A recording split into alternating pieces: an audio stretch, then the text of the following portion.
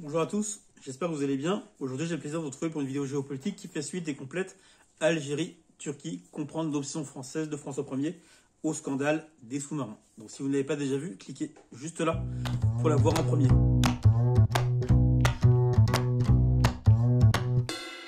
Une parenthèse au sujet de cette vidéo, elle a été aimablement relayée par mes nouveaux amis d'Afrique Média. Je les remercie au passage, force et honneur, ainsi qu'à vous tous pour votre temps et votre confiance et le super job de bouche à oreille. Si vous voulez plus de mes analyses sans langue de bois et volontairement peu académiques, chaque coup de pouce est important. Donc s'il y en a parmi vous qui connaissent d'autres médias intéressés par mes travaux, je les attends sur Twitter et ici sur YouTube. Vous êtes tous les bienvenus. En parlant de coup de pouce, je compte sur chacun de vous aujourd'hui pour m'aider à passer la barre des 1000 premiers abonnés et devenir plus visible sur YouTube. Aujourd'hui, plus que répondre à la question laissée en suspens où nous mène la guerre larvée entre la France et la Turquie en Méditerranée, ce que je vais faire, c'est revenir sur ces tensions et les expliquer, puisque d'une part, l'accalmie apparente est trompeuse et d'autre part, ces tensions s'inscrivent dans un agenda bien précis qui dépasse la Turquie et la France, démontrer en quoi, d'un côté, ça concerne l'Afrique au premier degré, et de l'autre, dans le grand jeu géopolitique, l'Ukraine et la Russie, plus largement encore la Chine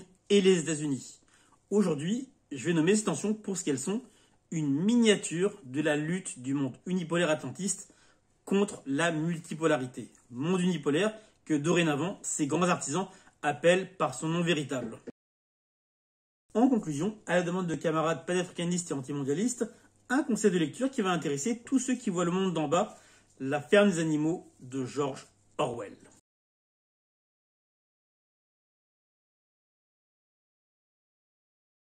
Avant toute chose, je le dis à chaque fois, mais je vais le redire pour n'offenser personne. Quand je dis France, je ne parle évidemment pas de 67 millions de Français, mais de son élite que Céline appelait la noblesse des annuaires. Noblesse des annuaires avec laquelle, parenthèse, le peuple de France mesure de plus en plus sa fracture. Première question. Sans même parler de la Turquie, qu'est-ce qui veut bien opposer la France à quiconque dans une région dont elle n'est pas frontalière? La réponse, c'est les intérêts de la France, qui, en filigrane, signifie les intérêts de la noblesse des annuaires. Ce relent de mentalité coloniale qui se résume à dire que tout ce qui est aux autres et qu'ils n'ont pas le courage de protéger est à eux, comme, entre guillemets, leur mine d'uranium au Niger.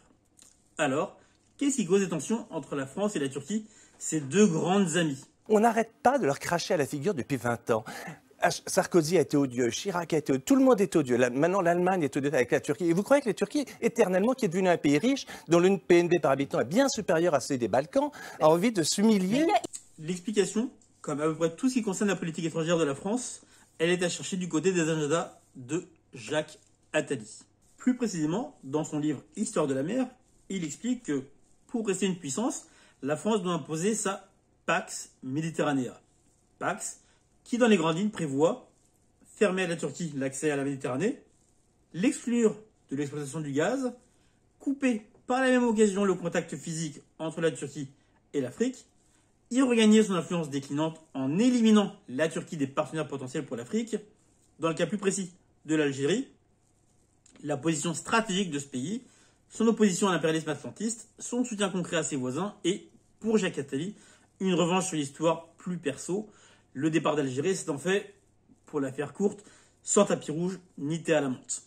Indépendamment d'être conseiller des présidents français depuis Mitterrand en 81, il est ici aussi un personnage central qui a fait la jonction entre la France et l'autre puissance qui ne veut pas d'une Turquie trop indépendante, Israël.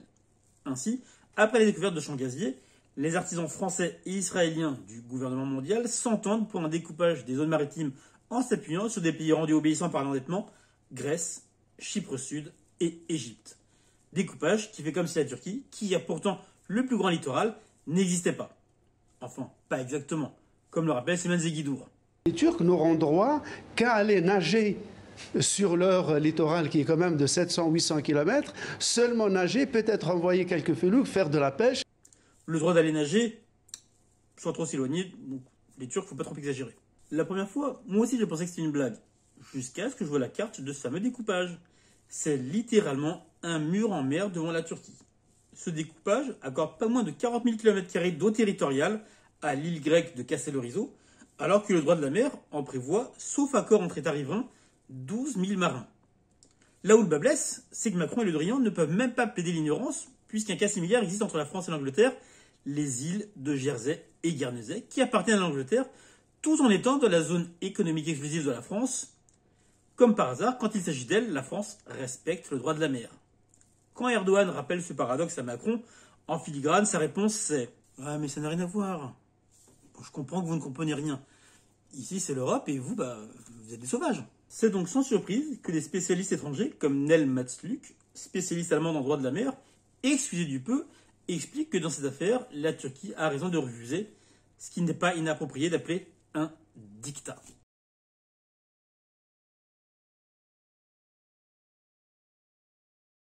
À la question « qui provoque l'autre ?», comme dit le dicton, si c'est la vérité que tu cherches, regarde par la fenêtre. Quelqu'un voit-il l'armée turque dans la Manche ? Sur la côte atlantique ? Sur la côte d'Azur ? Ou ailleurs, proche des frontières françaises ? À chaque fois, la réponse est non.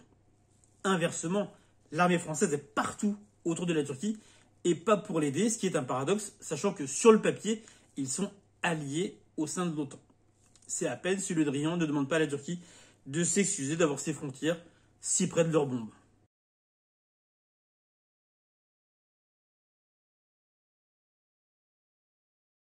Ces tensions ont eu un point culminant, l'illumination du Courbet par la marine turque. Alors, qu'est-ce qui s'est passé? C'est quoi un navire qui en illumine un autre? Comme personne dans la presse francophone n'a dit ce qu'il s'était réellement passé, dans un souci de discrétion, je ne vais pas le dire non plus, mais simplement l'expliquer en grossissant le trait par un exemple qui parle à tout le monde.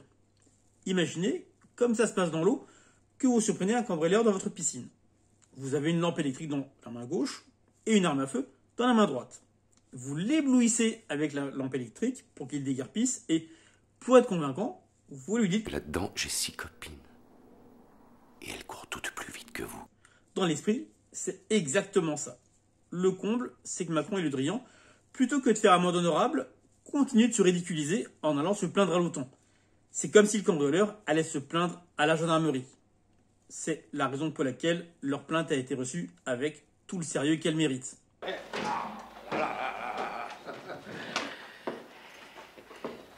Alors, vous l'avez ? Ce que faisait la France ce jour-là, par ses manœuvres inamicales, c'était ni plus ni moins que tester les lignes rouges de la Turquie. Cette stratégie de la rupture, c'est ce qui a fait reculer Macron et qui, en partie évidemment, a servi d'exemple aux dirigeants maliens pour accélérer leur émancipation. Et c'est ça le véritable enjeu pour la France. Pas le gaz ou pas la prétendue protection de la Grèce, mais la perte de la rente coloniale en Afrique. Après ce pic de tension, Bobby Gauche, qui raille régulièrement la politique française, avait écrit « Maintenant, pour Macron, il faut soit y aller, soit se taire et passer à autre chose. » Fort heureusement, il est passé à autre chose. Pas parce que l'élite française n'aurait pas souhaité de guerre, mais car les 3 grands critères de la guerre n'étaient pas réunis. Le premier critère, c'est la force. Et le constat, la France est une puissance nucléaire et pas la Turquie. À quoi ça sert un couteau dans un conflit nucléaire? Tout ce qu'il y a à faire, c'est appuyer sur un bouton. Pour autant, est-ce suffisant? Est-ce que l'ennemi réussira à appuyer sur le bouton si vous lui foutez la main dans cet état-là? Le second critère, c'est le lieu. Et pour rappel, la Turquie est un pays qui est entouré de 3 mers et un pays n'est jamais aussi fort qu'à protéger ses frontières. Le troisième, c'est le moment. Plus précisément, le bon moment. Celui où vous avez l'assurance d'avoir la supériorité militaire. Dans une telle configuration, en 1 contre 1, loin de ses frontières et sans pied à terre, le géopolitologue George Friedman estime que la France n'aurait pas tenu une demi-journée. Et l'arithmétique ne ment pas. Une fois le Charles de Gaulle pris ou coulé, fin de l'histoire. Même pour Macron, habitué à se faire humilier, ça aurait été beaucoup trop. De plus, une Méditerranée instable, ça expose des pays comme l'Espagne et l'Italie au chaos migratoire. Sans compter que l'Espagne est le premier investisseur dans les banques turques, d'où son isolement. Le seul pays qui aurait pu aider la France, pas à la guerre, mais à un compromis et à un rapprochement avec la Turquie, c'est l'Allemagne. Merkel rappelait à Macron que pour le monde anglophone, Allemagne et France seront toujours des pièces rapportées et qu'il était plus intelligent d'aller vers une vraie alliance France-Allemagne et de se rapprocher des acteurs de la multipolarité pour continuer de peser dans l'échiquier mondial. Une vraie alliance France-Allemagne est la hantise du monde anglophone. L'Allemagne est, pour rappel, un pays sous tutelle depuis 1945 avec, sur son sol, le contingent militaire américain le plus important avec celui présent au Japon. Pour s'assurer de la pérennité de cette alliance, l'Allemagne pour qui les conditions avilissantes du traité de Versailles sont encore fraîches, puisque le refus de la France de les alléger avait provoqué la Seconde Guerre mondiale, demande à la France une concession suffisamment forte pour s'assurer sa loyauté, le partage de son siège au Conseil de sécurité, ce que la France refuse. Constatant ce rapport de force défavorable et fidèle à sa stratégie du petit coq qui reste en retrait et manipule les plus gros, Israël, de manière pragmatique, se rapproche de la Turquie sur le sujet du gaz qui, pour eux, est un vrai sujet, ce qui isole encore plus la France.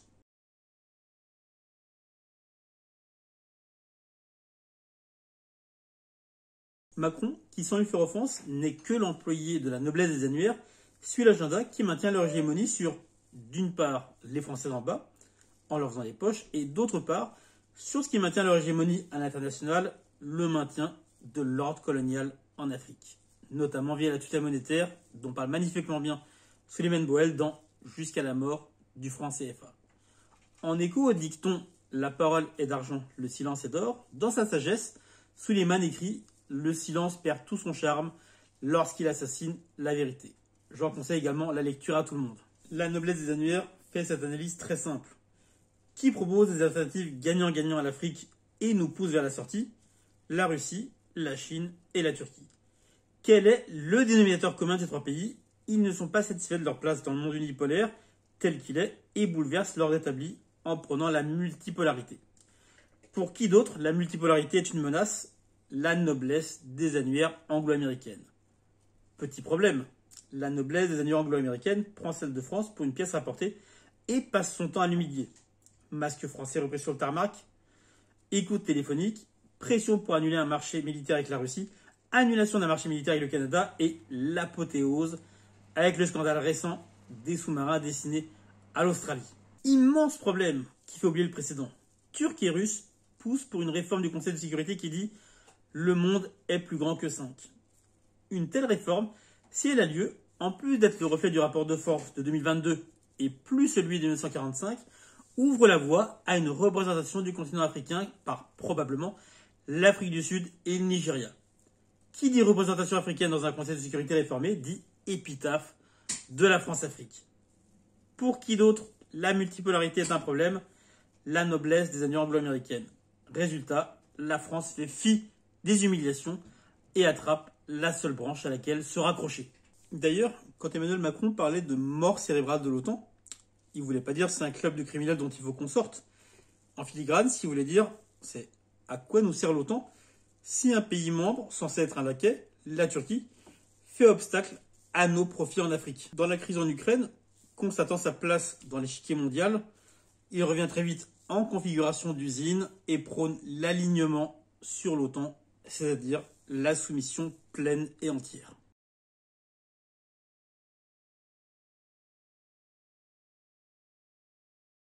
Qui compose cette hyperclasse anglo-américaine qui humilie la France, mais constitue également, paradoxalement, sa seule chance de rester une puissance?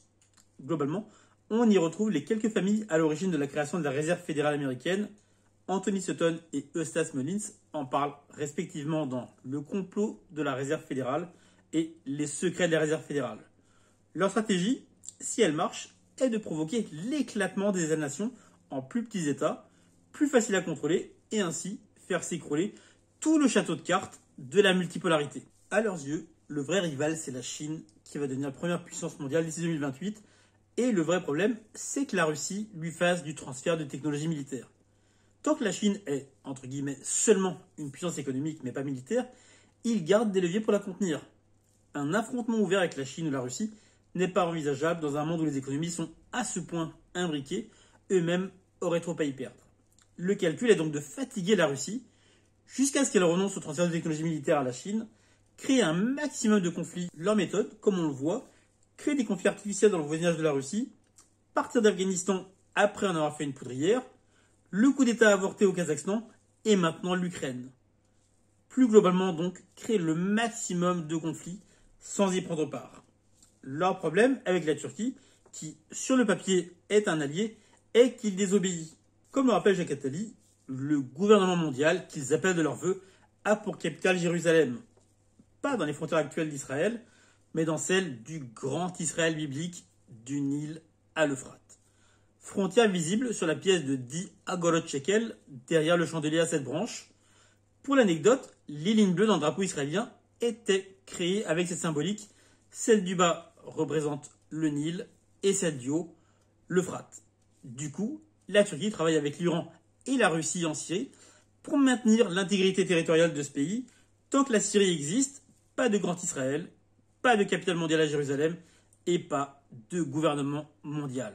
Comme le dit Erdogan, quand on a des amis comme la France et les États-Unis, on n'a pas besoin d'ennemis. De la même manière que l'hyperclasse anglo-américaine instrumentalise l'Ukraine contre la Russie, ils font de même avec la Grèce contre la Turquie. Parenthèse rapide, pour comprendre le conflit Ukraine-Russie, qui est le seul leader reçu par Poutine à Moscou après le début du conflit? Naftali Bennett. Constatant le statu quo en Syrie, il demande à Poutine de faire accepter des concessions territoriales en Syrie à Assad, comme le plateau du Golan, et en commencer la colonisation. Cerise sur le gâteau, gains électoraux pour Bennett. En contrepartie, Bennett demande à Zelensky d'accepter les exigences de Poutine, comme la Crimée et le Donbass. Pour revenir à la Grèce, c'est peu, voire pas du tout relayé par la presse occidentale, mais ils y ont déployé un arsenal militaire plus important que celui qui a détruit l'Irak en 2003. Arsenal principalement composé de chars et de missiles à courte portée qui ne menacent que la Turquie. Ainsi, la Grèce est instrumentalisée contre la Turquie, tout comme l'Ukraine contre la Russie, avec la promesse pour la Grèce de l'argent pour payer ses créanciers, alors que c'est eux, les banksters de Goldman Sachs, qui l'ont sciemment ruiné. Tout bonnement diabolique. Ainsi, si toute cette mayonnaise prend, Poutine en Russie tombe au profit de quelqu'un de plus arrangeant qui ne s'oppose pas à l'éclatement du pays, une sorte de nouveau Gorbatchev. Idem pour Erdogan en Turquie. D'ailleurs, Biden disait très ouvertement que la prochaine tentative de le faire tomber, ce ne serait pas par un coup d'État. Not by a coup, not by a coup. La Chine, elle, est contrainte de revoir ses ambitions à la baisse et accepter qu'il n'y a pas d'alternative au monde unipolaire atlantiste. Si tout cela se produit, l'Afrique francophone est privée des alternatives offertes par la multipolarité et retombe dans le giron de la noblesse des seigneurs de France.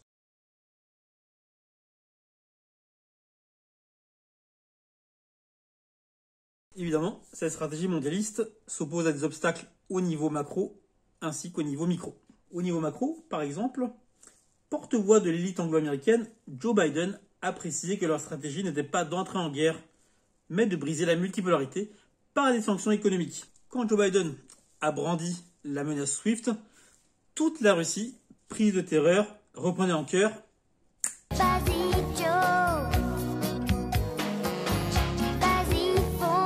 L'erreur que font les mondialistes, c'est de penser que les populations de pays comme la Chine, la Russie ou la Turquie vont se désolidariser de leurs dirigeants par crainte de difficultés économiques et que c'est leur propre population qui les fera tomber.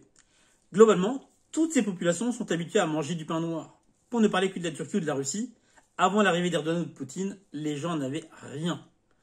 Il est vrai que les jeunes, qui n'ont pas connu l'avant Erdogan ou Poutine, pourront être sensibles aux manipulations extérieures, mais ça n'ira pas au-delà. De plus, ce qui est sociologiquement intéressant ici, c'est que la jeunesse dorée, turque ou russe, a pu faire des études grâce au train de vie offert à leurs parents par les politiques d'Erdogan et de Poutine. Pour résumer la position du camp de la multipolarité, les dirigeants, comme les populations, sont globalement soudés et conscients d'être à la veille d'un basculement mondial majeur. Au niveau micro, le premier constat, c'est qu'il n'y a pas réellement de camp de l'unipolarité. Par banalisation, les gens disent France, Angleterre ou États-Unis, alors que le noyau dur, qui profite du monde unipolaire et qui appelle de ses voeux le gouvernement mondial, c'est juste quelques familles contre le reste du monde et dont les alliés européens voient de plus en plus que ce qui leur est demandé, c'est de se soumettre et de travailler contre leurs intérêts objectifs.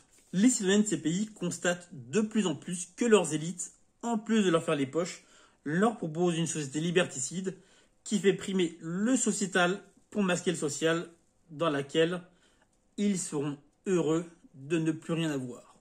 Un tel projet ne peut que créer des résistances. Ainsi, en imaginant que le monde bascule vers la multipolarité, la France, qui décline, perd invariablement pied en Afrique et cesse d'être une puissance de premier plan. Le problème pour elle, c'est que même en cas de maintien du monde unipolaire atlantiste, devant la raréfaction des matières premières, les anglo-américains aussi vont commencer à lui savonner la planche, donc avec à sa tête son élite actuelle, la France est condamnée à décliner.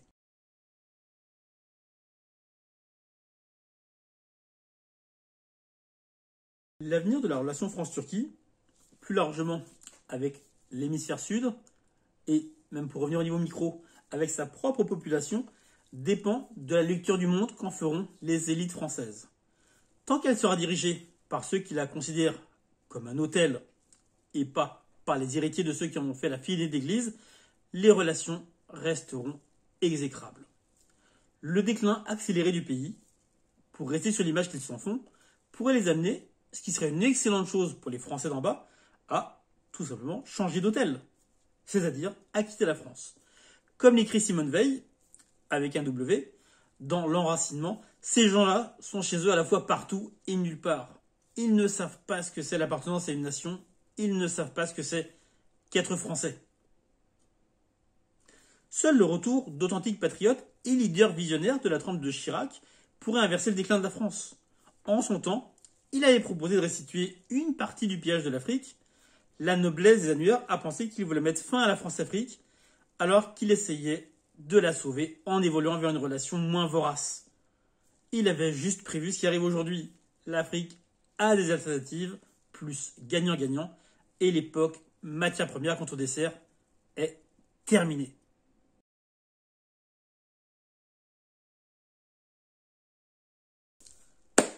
Mon conseil de lecture, c'est La ferme des animaux de George Orwell, plus connu pour son autre chef-d'œuvre, 1984. Alors, pourquoi est-ce que c'est la lecture de celui-ci que je vous conseille aujourd'hui? Je pense que toute personne qui voit le monde d'en bas, qu'elle soit panafricaniste, antimondialiste ou autre, devrait lire ce livre pour gagner en maturité politique et mieux comprendre la verticalité du monde. L'histoire se passe donc dans une ferme que l'on peut imaginer être un pays ou même le monde. Un jour, les animaux se rendent compte que le seul animal à vivre du fruit de leur travail est également le seul à ne rien produire, l'être humain. Il mange nos œufs, il boit le lait destiné à nos bébés, etc., etc. Les animaux se décident à faire une révolution pour changer l'ordre établi en chassant les humains en vue de créer une société plus égalitaire. Une fois les humains chassés, la nature ayant horreur du vide se pose la question du rôle des uns et des autres, et en particulier la chaîne de commandement. Réputés être les animaux les plus intelligents, le commandement est confié aux porcs. Très rapidement, les porcs ont créé un système qui était le même que du temps des humains. Des porcs oisifs qui exploitent les autres. La morale là-dedans, c'est que les adeptes du changement, par manque de recul et de préparation, confondent l'amorce d'un changement et son aboutissement.